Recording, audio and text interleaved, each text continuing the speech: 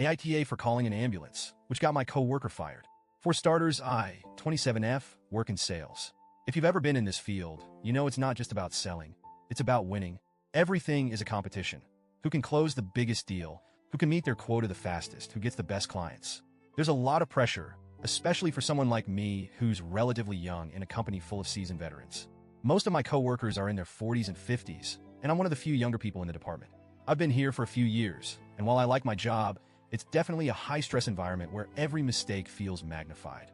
So, this past weekend, the company hosted a mandatory team training event at a hotel.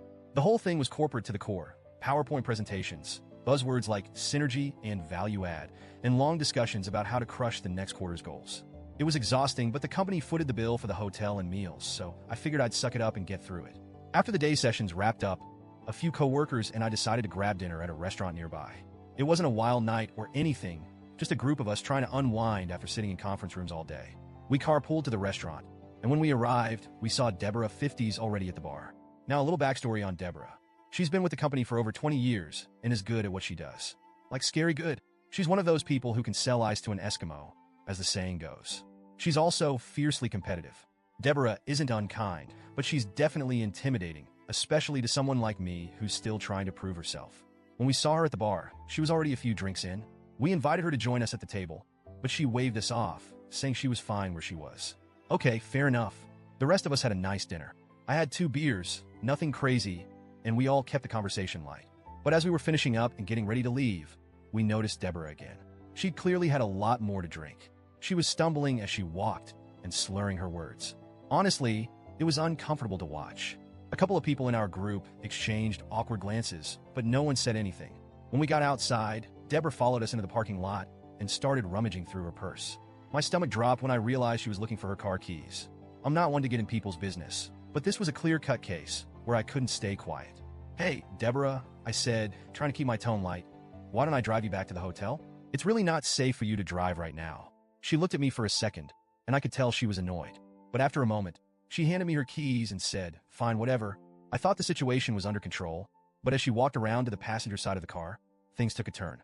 She tripped over absolutely nothing, just her own feet, and fell straight back onto the pavement. The sound of her head hitting the ground was sickening. It was like someone dropped a watermelon.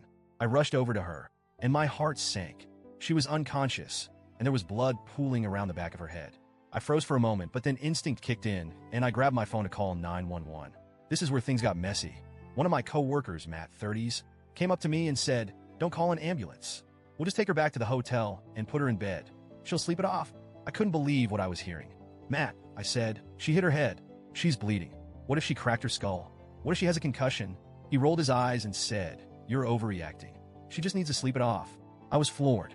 I couldn't believe he was willing to gamble with someone's life like that just to avoid a little inconvenience.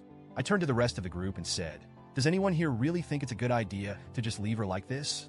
A couple of the older employees backed me up, saying it was better to be safe than sorry. So I went ahead and called 911. The paramedics arrived quickly and took Deborah to the hospital. I rode with her because I didn't want her to be alone, and honestly, I was terrified she wouldn't wake up. The whole ride there, I kept thinking, what if she dies? What if I'm too late? Thankfully, she survived. She had a mild skull fracture and a concussion, and the doctor said it was a good thing she came in when she did. They said if she'd been left alone, things could have been much worse. The next day, I checked in on her at the hospital. She was awake, but groggy. She thanked me for calling the ambulance, but I could tell she was embarrassed.